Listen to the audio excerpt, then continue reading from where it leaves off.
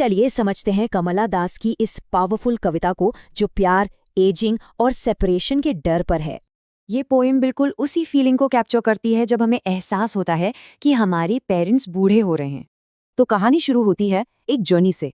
Poet अपनी माँ के साथ कार से कोचीन एयरपोर्ट जा रही हैं। वो अपनी माँ को कार में सोते हुए देखती हैं, और जो वो देखती हैं वो काफ़ी अनसेटलिंग है। अपनी माँ के चेहरे को डिस्क्राइब करने के लिए पोएट इन शब्दों का इस्तेमाल करती हैं। तो ये लाइक अ कॉप्स क्या है? ये एक लिटरेरी डिवाइस है जिसे कहते हैं सिमिली। एशन मतलब लाइफलेस। ये कंपैरिजन उनके मन में माँ को खोने का डर पैदा कर देता है। ये ख्याल इतना पेनफुल है कि इससे बचने के लिए वो कार की खिड़की से बाहर देखती हैं, और बाहर उन्हें बिल्कुल उल्टा नज़ारा दिखता है, जो अंदर की सिचुएशन से एकदम अलग है। यहाँ कार के अंदर और बाहर का कंट्रास्ट साफ दिखता है। अंदर डीके और बाहर लाइफ और एनर्जी। यहाँ ट्री स्प्रिंटिंग एक और पोएटिक डिवाइस है, पर्सोनिफिकेशन।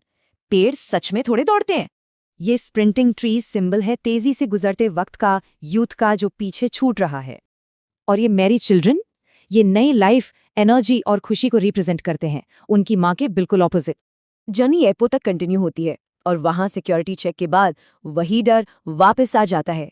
एयरपोर्ट पर वो अपनी माँ को दोबारा देखती हैं और एक और पावरफुल सिमिली यूज करती हैं। लेट विंटर का मून धुंधला होता है, उसमें चमक नहीं होती। ये उनकी माँ की फेडिंग हेल्थ को दिखाता है, और ये देखकर उन्हें अपना ओल्ड फैमिलियर एक याद आता है, बचपन का डर, माँ से अलग होने का। इतना डर होने के बावजूद उनके आखिरी शब्द और एक्शंस देखिए। यहाँ स्माइल का रेपिटेशन एक और इम्पॉर्टेंट डिवाइस है, पर स्माइल को 3 बार रिपीट क्यों किया गया? ये स्माइल एक मास्क है, अपने डर को छुपाने का और अपनी माँ को उम्मीद देने का। तो चलिए एक क्विक रीकैप करते हैं सारे पोएटिक डिवाइसेस का, जो इस पोएम को इतना पावरफुल बनाते हैं। अब टेक्स्ट से आगे बढ़कर कुछ नए पैटर्न के क्वेश्चंस के बारे में सोचते हैं। अगर पोएट को फ्लाइट में बैठने के बाद अपनी माँ को लेटर लिखना होता तो वो क्या लिखती? और ये एक इम्पॉर्टेंट सवाल है, पोएम का एंड ऑप्टिमिस्टिक है या पेसिमिस्टिक है?